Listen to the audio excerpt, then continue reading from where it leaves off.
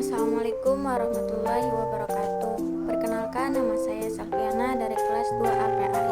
Saya akan menyampaikan tentang metode dan gaya belajar.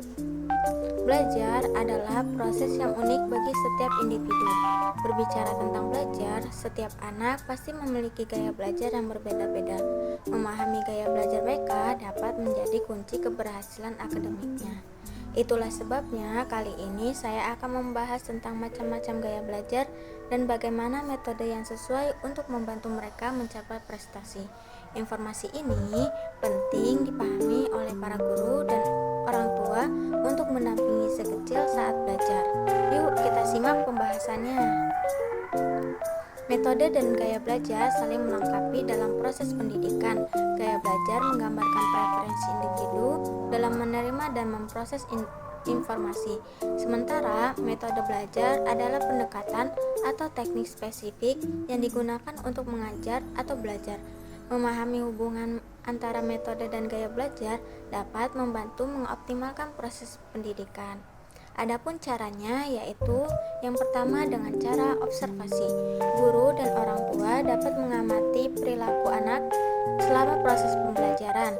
Apakah mereka lebih suka melihat gambar, mendengarkan dengan sesama, atau aktif bergerak. Yang kedua, dengan cara tes gaya belajar.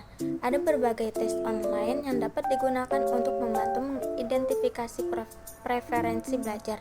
Tes ini biasanya melibatkan serangkaian pertanyaan yang akan menentukan gaya belajar dominan si kecil. Yang ketiga, komunikasi lisan.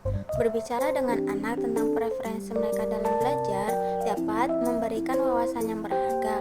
Orang tua dan guru dapat bertanya kepada anak apakah mereka lebih suka gambar, suara, atau kegiatan fisik saat belajar. Setelah mengidentifikasi gaya belajar anak, langkah berikutnya adalah menerapkan metode yang sesuai. Yang pertama, dengan gaya belajar visual. Anak dengan gaya belajar visual lebih efektif dalam mempelajari dan memahami informasi melalui penglihatan. Siswa dengan gaya belajar visual cenderung lebih mudah menyerap informasi yang disajikan dalam bentuk gambar, diagram, grafik, warna, dan peta konsep. Mereka memiliki kemampuan baik dalam memvisualisasikan objek, rencana, dan hasil. Untuk memaksimalkan potensi mereka, guru maupun orang tua dapat menggunakan papan tulis interaktif, presentasi PowerPoint, atau video pembelajaran. Siswa juga dapat mencatat pembelajaran dengan membuat mind map atau kode berwarna. Yang kedua, dengan gaya auditori. Anak dengan gaya belajar ini yaitu belajar melalui pendengaran dan suara. Mereka cenderung memahami informasi melalui penjelasan lisan, diskusi, atau melalui pendengaran audio. Untuk mendukung gaya belajar ini, guru maupun orang tua dapat menggunakan metode ceramah, diskusi kelompok, atau merekam materi pembelajaran dalam bentuk audio. Siswa juga dapat membaca materi secara lisan atau berdiskusi untuk memperdalam pemahaman. Dan yang ketiga, gaya belajar kinestetik. Anak dengan gaya belajar kinestetik belajar melalui gerakan fisik dan pengalaman langsung.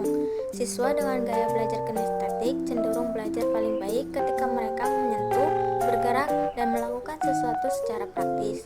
Guru maupun orang tua dapat menggunakan metode belajar yang melibatkan gerakan seperti simulasi, eksperimen, atau permainan peran.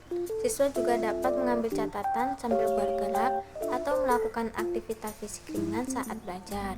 Dengan memahami dan mengaplikasikan metode serta gaya belajar yang tepat, siswa dapat mencapai pembelajaran yang lebih efektif, bermakna, dan memuaskan. Guru dapat menciptakan lingkungan belajar yang lebih inklusif dan responsif terhadap kebutuhan individual siswa, sehingga meningkatkan kualitas pendidikan secara keseluruhan. Terima kasih telah menonton video ini. Semoga informasi yang telah saya sampaikan bisa membantu teman-teman, guru, dan orang tua menemukan cara belajar yang paling efektif dan menyenangkan. Ingatlah, setiap orang memiliki gaya belajar yang unik. Jadi, jangan pernah menyamaratakan kemampuan anak dalam belajar. Jika ada pertanyaan atau pengalaman yang ingin teman-teman bagikan, tulis di kolom komentar ya. Sampai jumpa di video selanjutnya dan tetap semangat dalam belajar.